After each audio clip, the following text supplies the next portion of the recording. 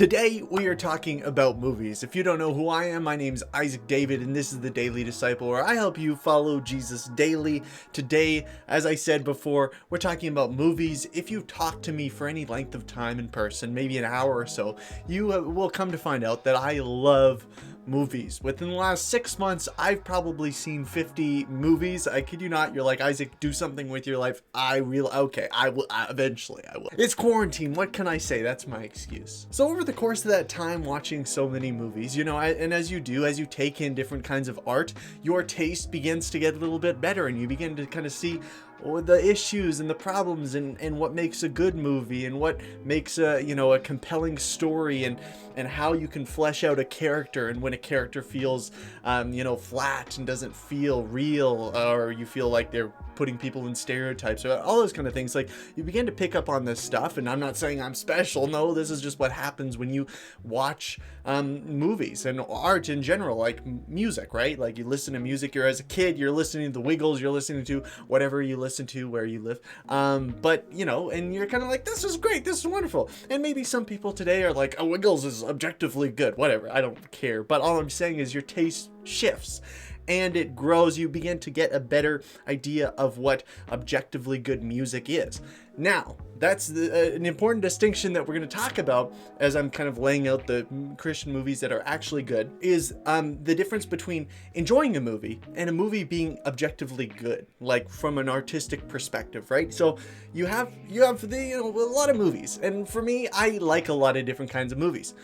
But I would never claim that some of those movies are actually objectively good. Like, those are, I'm just like, that's just for me, man. Like, I just like that kind of thing. Like, whether it's a cheesy movie that's just silly or whatever. And I'll share some of the Christian movies that I would put in that category. But I'm not, so when I say a Christian or any kind of movie is not good, or when somebody says this movie's not good, people tend to get offended, like, wow, I like that movie. Well, that's okay. You can like bad movies, and I like bad movies. That's fun. That's cool. That's great. But today I've honed in on the list of quality, good Christian movies, at least from the ones that are out there. And, we could debate, what is a Christian movie anyway? Does that mean there's just a Bible verse in it? Because if that's the case, our span of Christian movies are quite a bit larger. But generally what people think about nowadays is like, is it based on the Bible, or is it from a Christian worldview, or are the writers Christians, or does it somehow encapsulate the Christian message within it? That's kind of the points that people attribute to a Christian movie. So that's kind of what I'm staying in, but I'm going to stretch the definition a little bit with this first thing on the list. The Prince of Egypt. You guys are like, oh, Isaac, that's not a Christian movie. I haven't seen that. That's DreamWorks. DreamWorks is not Christian. And what I say to you is, okay, well, watch the movie. Now I realize the people animating and writing this script weren't necessarily Christians, but I do have to say it does an amazing job at telling the story of Moses with some creative interpretation, but also having just an amazing soundtrack. Man, the soundtrack to this is unbelievable. I don't know. It just blows my mind that people aren't on this, like they haven't listened to it, or they haven't even seen the movie. You got to get on this. Prince of Egypt, story of Moses and Pharaoh and the parting of the Red Sea and the plagues, and wow, it's just, it's a beautiful thing. Second movie on the list, I haven't seen this one in a long time, so I'm going off my past taste, and I know it's changed, and I probably would watch it and say, oh, it's not as good as I remember it. But Case for Christ, it is the story of Lee Strobel, who was atheist, and his wife became a Christian, and he sought to disprove Christianity. He goes on this big kind of journey of looking into the research and trying to disprove the resurrection. He ends up converting, becoming a Christian. What this movie does good is it properly illustrates what it looks like to have spouses that believe very different things. Like, so, husband in this case is an atheist and wife is a very firm Christian, and just the kind of the dynamics that play out through that. It makes some interesting conflict through the movie that kind of carries it, but also I felt like, I could be wrong, I haven't seen this movie in a long time, but I felt like it wasn't as preachy as previous, Pure Flix movies, that kind of thing. So I enjoyed that, where it was a little bit more palatable. Third movie is I Can Only Imagine. This is the story of the guy from Mercy Me who wrote I Can Only Imagine. The real story comes into his relationship with his father. That's a really big aspect of it. Dennis Quaid plays his father and really does a tremendous job, really emotionally impactful. I cried multiple times in this movie. I kid you not. I'm a crier in the movie theater. There's a great love story in this movie, and I'm a sucker for a good love story. And yes, it is cheesy. They're at summer camp. That's where the movie starts off, and it's extremely cheesy, and it's child actors and all that.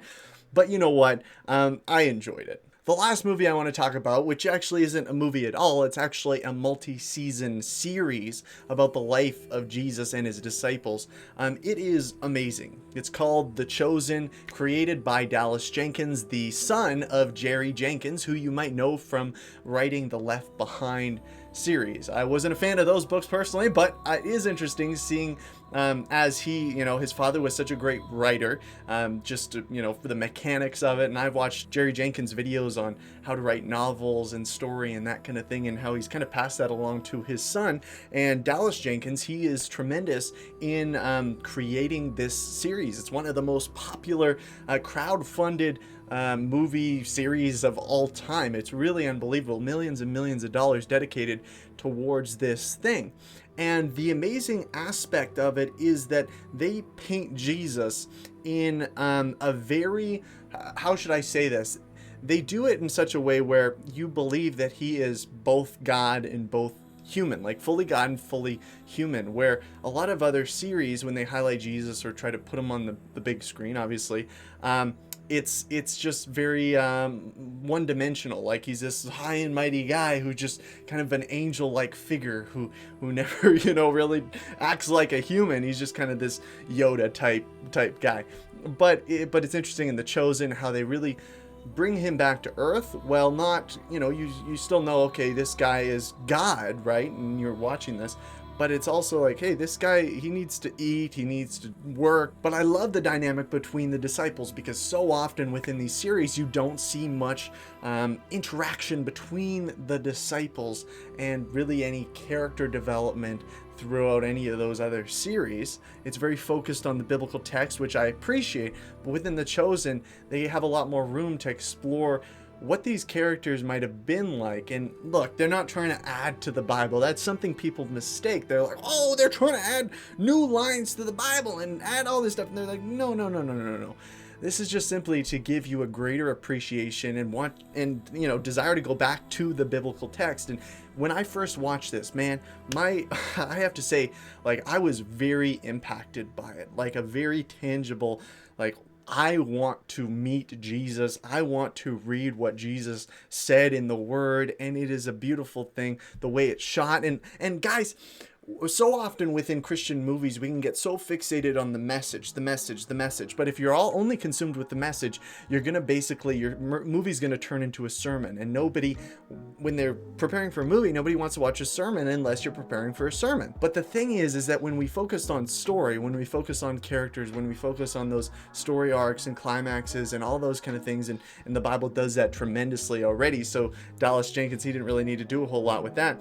But when we focus a lot more on that, the message shines through. It really penetrates the whole story and makes it that much more real. I think that's a big issue within Christian movies, is that we focus so much on message. Like an example, and some of you won't like this, but you can like the movie. It's fine. I don't. God's Not Dead. It's very preachy, like over the top, and I understand people watching it cheering the guy on. It's like, yeah, prove that atheist wrong. But when you realize that anybody else that is not a Christian laughs at this movie. Why do they laugh at it? Because it's basically a sermon within movie form that has really no character development within the other characters. They're all just stereotypes. And it's really, the story's lifeless, but the you cling on to it because you like the story, you agree with the message, you agree with the sermon, right? But my hope and what I love about a bunch of these different stories is that they focus a lot on bringing the story to life in terms of the characters, in terms of the plot, in terms of the setting, and making things feel real, which is the key of story. You want things to feel real, so somebody can get immersed in this story and really experience the worldview of the person writing it and creating it. A lot of the issue with Christian art is that we think that every single, like a movie, Christian movie, you're like, do they have to preach the gospel in every Christian movie? You might be like, yeah, they should. If they're a Christian, they should. Well, what about every Christian song? Do you think they should? Maybe, yeah, maybe every song or whatever. What about every painting? Do you think everyone, you should have the gospel written out there, or can it just be beautiful? Is beauty enough in and of itself to point people to God? Like, what is your calling? And I think that depends on different people's calling. You have people like the Kendricks brothers who are very kind of set in their message of they want to preach the gospel in each movie, and they want to deliver a clear gospel message. And I really appreciate that about them, that that's their mission, right?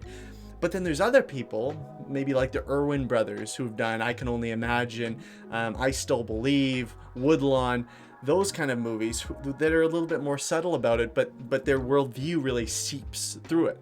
And I think there's a place for different creatives to have a different conviction about what that looks like, right? Whether a painter only wants to paint Bible stories, or if a painter wants to paint real moments in the world, or whatever. Like, I think there's different places for conviction there in terms of Christian art, but I just think that's something that, hey, we got to give people grace on. And also it kind of confuses the whole Christian movie. What is a Christian movie? But these are some of my favorite ones. Like, I could give you some of the worst ones, but you would get very mad at me. So maybe we'll wait on that. Maybe you might get mad at me. I don't know that for sure. But let me know some of your favorite Christian movies in the comments down below. I'd love to see them and watch them, maybe, if I already haven't already. And yeah, just know, if you enjoy one of the movies that I don't like, that's okay. Like, I enjoy things that most people like say, oh, this is a terrible movie, whatever. It's fun for you. Okay, so this is Voiceover Isaac coming in to tell you a couple movies that I don't think are cinematic masterpieces, but I think they're pretty good. Okay, I'm going to stop the weird voice. I kind of forgot to tell you about this while I was recording, so here we are. I love Facing the Giants. That's one of my favorite, like, kind of bad Christian cheesy movies. Like, it's not bad, but the ending's a little weird, and I don't necessarily think it's the greatest. Like, they kind of this hard, tough story of this down and out football coach, and at the end they end up getting everything they could have ever wanted, and I'm like, that's not really a good message for everyone, because not everybody, it's not God's job to give us everything we ever wanted. Anyway, I like that movie. I Still Believe. I like this movie as well. It's a biopic about what is it? Who is this? It's a biopic about Jeremy Camp. I think it's pretty cheesy, but honestly, I kind of liked it. I definitely cried quite a few times in the theater while I was watching it with my little sister. I looked over at her a couple times, and she was definitely shedding a tear or two. So, I mean, a tearjerker, but yeah, I don't know. I guess you could equate it with just the general romantic drama type deal that's out there. That's usually generally pretty cheesy anyway. But those are just some ones that I know, look, they're not cinematic masterpieces, but I enjoy them, and that's okay. I hope you guys enjoyed this video. Thank you to all my patrons on Patreon. We are almost to 40 patrons, which is the goal for this month. So thank you for everyone who is on Patreon. And if you want to join, link in description. I will see you guys next time. God bless.